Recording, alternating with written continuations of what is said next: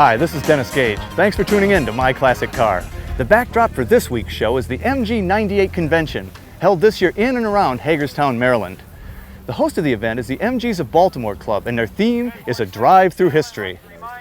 The car show portion of this convention is being held right here on the historic grounds of Fort Frederick. Walking around, you'll see hundreds of MGs, as well as a few other British marks sprinkled in here and there just for added flavor. Joining me now is Richard Lytic, president of the MGs of Baltimore Club. Hi Dennis, how are you? Richard, you ordered up a fabulous day here. It's beautiful, isn't it?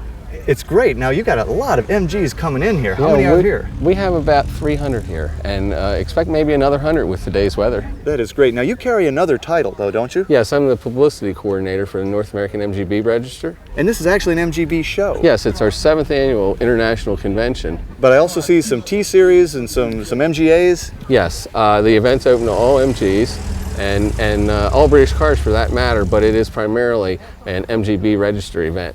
Now how did your club get the show? We put a bid in for it. We competed with other clubs and we got the award to do it. As I cruised the show field, I was struck by the quality of these cars and by how knowledgeable the owners were. The tech sessions were all well attended and provided a wealth of information. And that carbon release bearing sits back a bit, and doesn't rub on the thrust plate all the time. And the colonial setting on the grounds around Fort Frederick certainly gave the event a real charge. The members of the MGs of Baltimore and the North American MGB Registry sure know how to put on a memorable show. Chairman of the event, right, Joe? Yes, that is correct. So you picked this gorgeous spot. Yes, I did. It's a long way from the hotel, but wow. It's a beautiful spot. It's with it being Maryland State Park, we got all the cooperation we get from the park rangers and all, and it was just a great location. There's so many things here to do besides look at the cars. Well, it's a beautiful setting, and MGs aren't trailer queens anyway. They're no, drivers. They're drivers. And that's right. Almost everybody has driven here, haven't That's they? correct. That's what the event was meant to be. It's a driving event. Robin, it says you're the North American MGB Register chairman. That's right. What is the North American MGB Register? Well, the North American MGB Register is the national club which supports primarily MGBs. That's why it's called the MGB Register.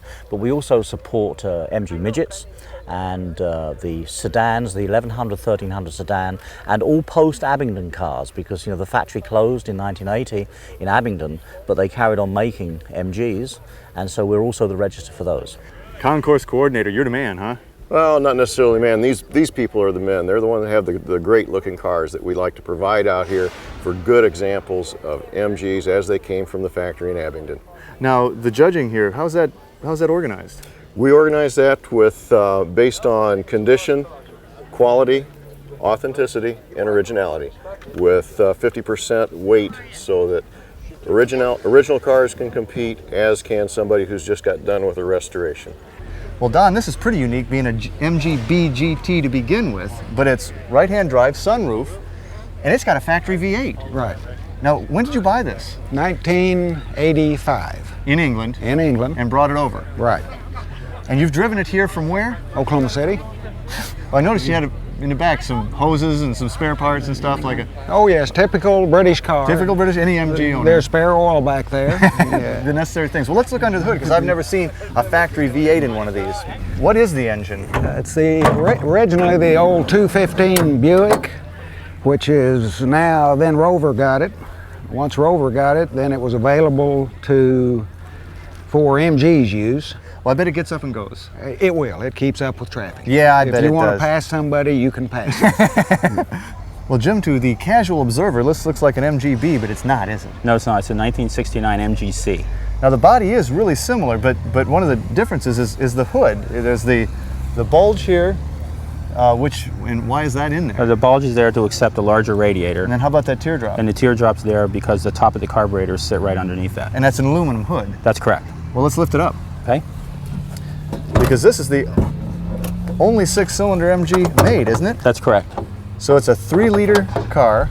2,912 cc's. And how many horsepower? Stock was 145 horsepower. There go the cannons again. That's I heard it. I think we're in Fort Frederick, aren't we? Well, and it was made to compete with Healey's and compete with TR6? Well, Healey, last Healey was 1967, the big block Healey. And this was designed to help compete against the Triumph TR6 that was being developed. Well, Bill, you're here in the concourse class, so this is pretty much a beautiful example of what a 66 MGB should look like. Thank you very much. And it's in gorgeous shape. Now, how long's it been in this shape? Well, I finished it about 3 weeks ago, in time to drive it down for the convention. And you drove a car in this condition Drove it down 326 miles from Buffalo, New York. I respect that. I It's gotta tell God's you. country, by the way. Yes, it is. Now, this is a Mark I MGB. It's a Mark I. Which went from when to when? Mark I went from 1962 to 1967. And this would have the standard MG Mark I engine. This has a standard 4-cylinder MG engine. This has a 5 main bearing engine in it. But this is pretty much the same engine they put in all of them, right? Identical 4-cylinder. right up through 1980. Well, Mike, you're kind of hiding back here in the back of the show with some of these sleepers, these beasts that you've created. This looks like an MGB, but it's got kind of a funny hood. Yeah. And under that hood, you got something else that's kind of funny. Is that right? That's correct. Wow. What is it? That's a Buick small block, 300 out of a 64 Buick LeSabre. And what kind of horsepower does something like that generate? Right around 250. In a car that weighs right around 2,000? 2,300. Man, I see why you say, be afraid.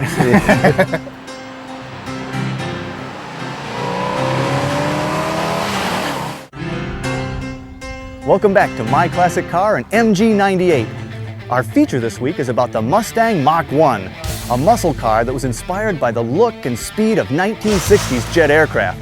The Mach I may not have been able to reach the speed of sound as its name suggests, but with its bold and aggressive styling, it sure looked like it could.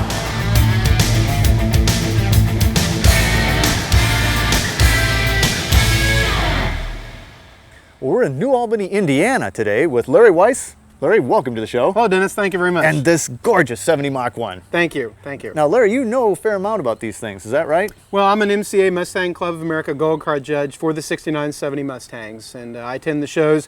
I judge the trailered cars, which mine, of course, is driven, and you know, just help out people, questions, things like that. Try to give them some pointers on improving the car in the hobby. Great. Well, now I actually had one of these. I had a 69 Mach I just out of high school. Yeah. So let's, you can help me with some of the pointers too. I'd be glad to. Let's talk about the differences, because they were really the same body, but trim differences, just right? Very subtle changes. So we'll do a tail to tip here. That'll work. You've got a honeycomb tail light panel that was exclusive to 70. 69 was just body color. 70, the tail lights go in, concave. 69, they came out convex. And you've got these rectangular exhaust tips? Yes, those are exclusive only to the 4-barrel cars in 1970. And that would have been standard, though? Yes, on any of the 4-barrel cars. But these would have been options? The rear spoiler, the slats are optional.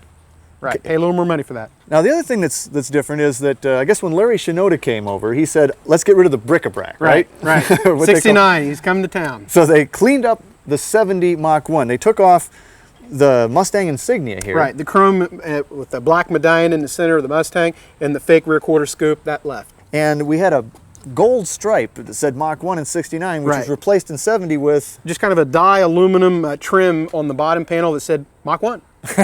Hard to miss that. Yeah, it's there. Now, this is Calypso Coral, is that right? Yes, if you were a Shelby owner in 70, it was Competition Orange. But if it was a Mach I, it was Calypso Coral. Calypso Coral. It looks real similar, though, doesn't it? I think it is. Now, the interiors were pretty similar between 69 and 70. Yeah, just a few distinctions. In any of the 4-speed cars in 70, you had a Hurst shifter as opposed to the Ford shifter in 69.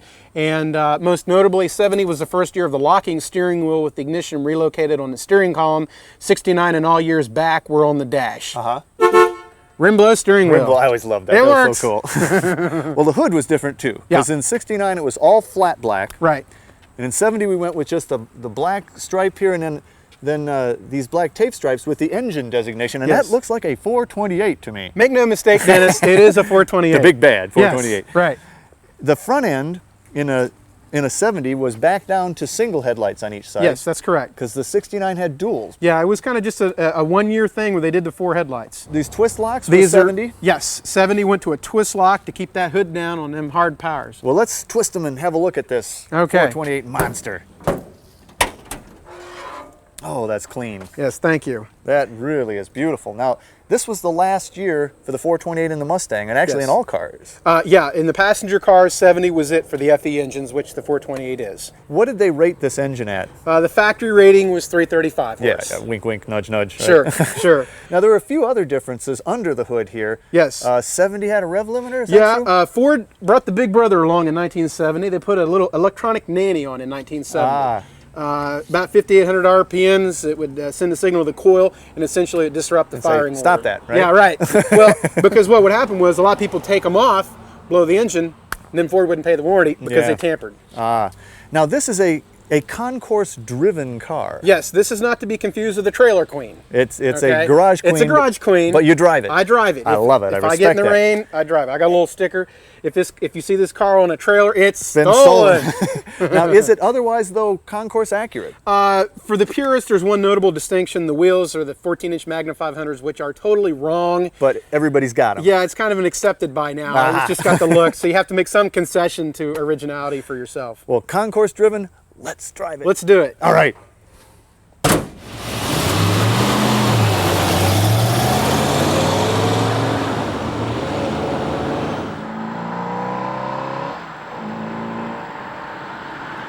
Now, how many colors were available in 70? You know what? For some reason, I want to say 16. I have seen one or two that actually had a vermilion interior, which is kind of a blood red orange. Ooh. With this color? With this car, Ooh. Exterior color, I mean, it's like forever stuck in the 70s. Brady Bunch. Brady Bunch. I mean, you're there and you're not going anywhere. You're stuck in the 70s in that car. Now, does this car look as fine underneath as it does above? Better, Dennis. No. Better. I'll have to crawl under there later. And I'm not at all unbiased at all, I'll tell you that either. Because, you know, I'll tell you, for about every hour I spend up top, I probably spend 3 or 4 hours underneath. I always found it odd that they had the clock over on my side. It's great. It gives me something to do. It gives you something to do. But you really have no clue what time it is. No, no. And if I did, I'd hit one of these trees and kill a bear or something.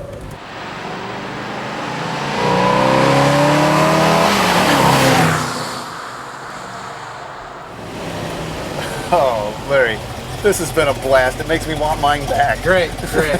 Well, Dennis, there's one thing we haven't done yet. What would that be? We haven't smoked them yet. Do we have time? Larry, we always have time for that. No, don't kill the host. I won't. I'll do my best.